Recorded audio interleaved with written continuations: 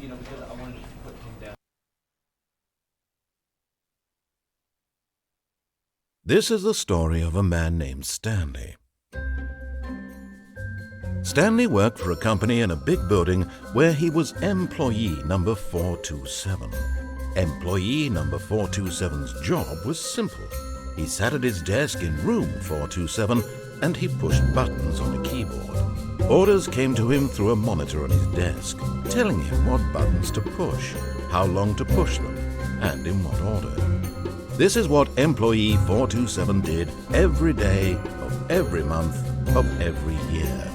And although others might have considered it soul-rending, Stanley relished every moment that the orders came in, as though he had been made exactly for this job. And Stanley was happy. And then one day, something very peculiar happened. Something that would forever change Stanley. Something he would never quite forget. He had been at his desk for nearly an hour when he realized that not one single order had arrived on the monitor for him to follow. No one had showed up to give him instructions, call a meeting, or even say hi. Never in all his years at the company had this happened, this complete isolation. Something was very clearly wrong. Shocked, frozen solid, Stanley found himself unable to move for the longest time. But as he came to his wits and regained his senses, he got up from his desk and stepped out of his office.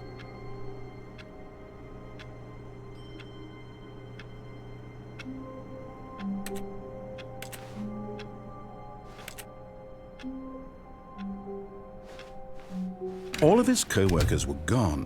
What could it mean? Stanley decided to go to the meeting room. Perhaps he had simply missed a memo. No matter how hard Stanley looked, he couldn't find a trace of his co-workers.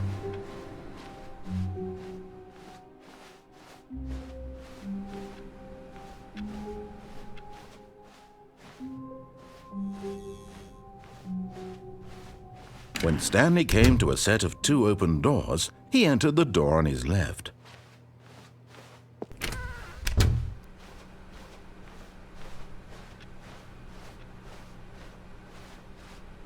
Yet there was not a single person here either. Feeling a wave of disbelief, Stanley decided to go up to his boss's office, hoping he might find an answer there.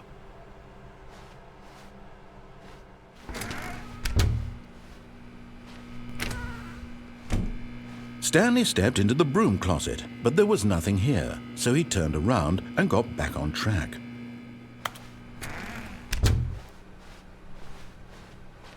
Coming to a staircase, Stanley walked upstairs to his boss's office.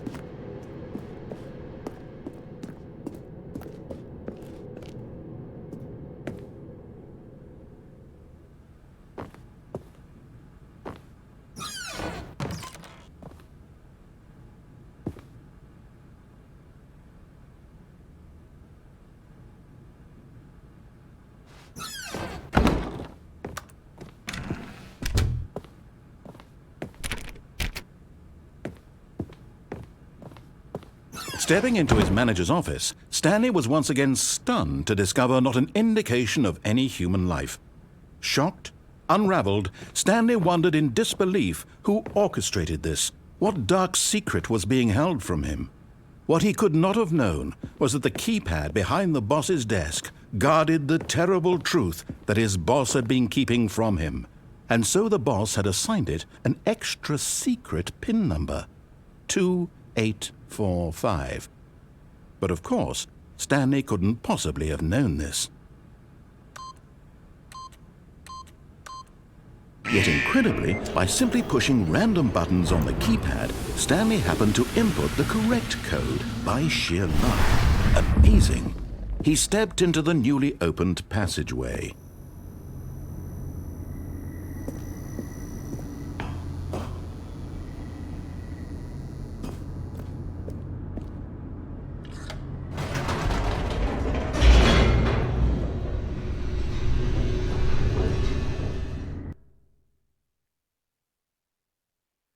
Descending deeper into the building, Stanley realized he felt a bit peculiar. It was a stirring of emotion in his chest, as though he felt more free to think for himself, to question the nature of his job.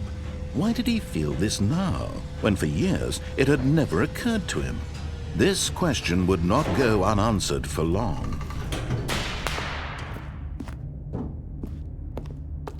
Stanley walked straight ahead through the large door that read Mind Control Facility.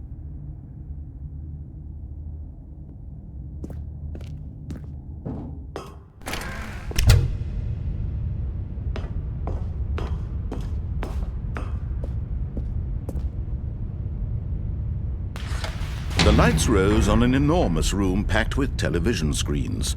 What horrible secret did this place hold? Stanley thought to himself. Did he have the strength to find out?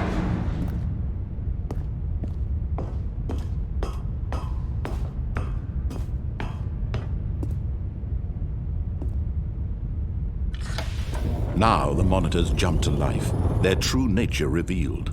Each bore the number of an employee in the building, Stanley's co-workers. The lives of so many individuals reduced to images on a screen, and Stanley, one of them, eternally monitored in this place where freedom meant nothing.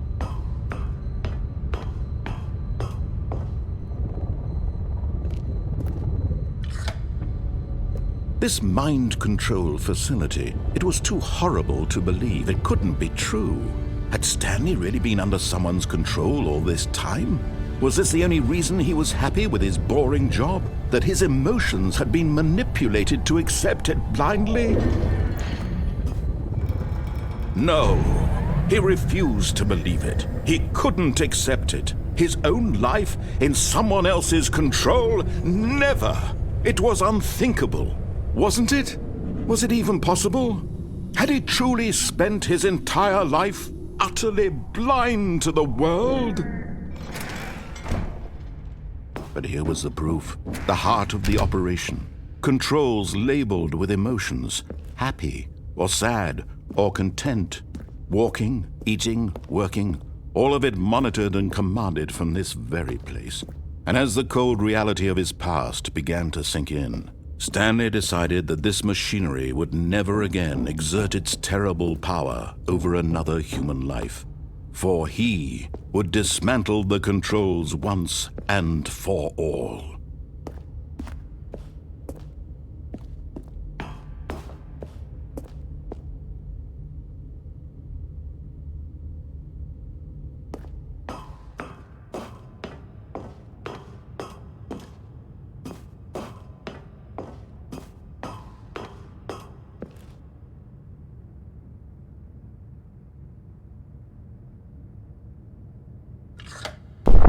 Oh, Stanley, you didn't just activate the controls, did you? After they kept you enslaved all these years, you go and you try to take control of the machine for yourself. Is that what you wanted?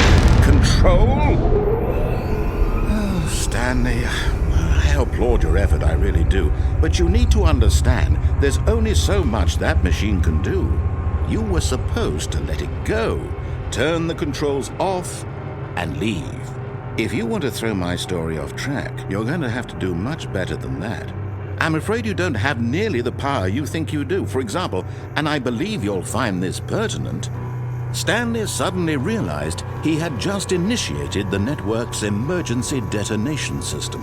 In the event that this machine is activated without proper DNA identification, nuclear detonators are set to explode, eliminating the entire complex. How long until detonation then? Let's say, 2 minutes. Now this is making things a little more fun, isn't it, Stanley? It's your time to shine. You are the star. It's your story now. Shape it to your heart's desires. Oh, this is much better than what I had in mind. What a shame we have so little time left to enjoy it. Mere moments until the bomb goes off. But what precious moments each one of them is. More time to talk about you, about me, where we're going, what all this means. I barely know where to start. What's that? You'd like to know where your co-workers are?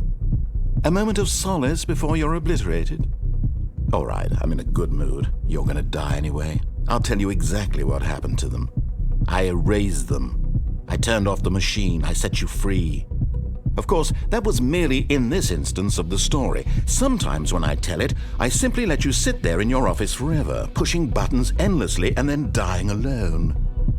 Other times, I let the office sink into the ground, swallowing everyone inside, or I let it burn to a crisp. I have to say this, though, this version of events has been rather amusing. Watching you try to make sense of everything and take back the control wrested away from you, it's quite rich. I almost hate to see it go. But I'm sure whatever I come up with on the next go-around will be even better. My goodness, only 34 seconds left. But I'm enjoying this so much. You know what? To hell with it. I'm going to put some extra time on the clock. Why not? These are precious additional seconds, Stanley. Time doesn't grow on trees. Oh dear me, what's the matter, Stanley? Is it that you have no idea where you're going or what you're supposed to be doing right now? Or did you just assume when you saw that timer that something in this room was capable of turning it off? I mean, look at you.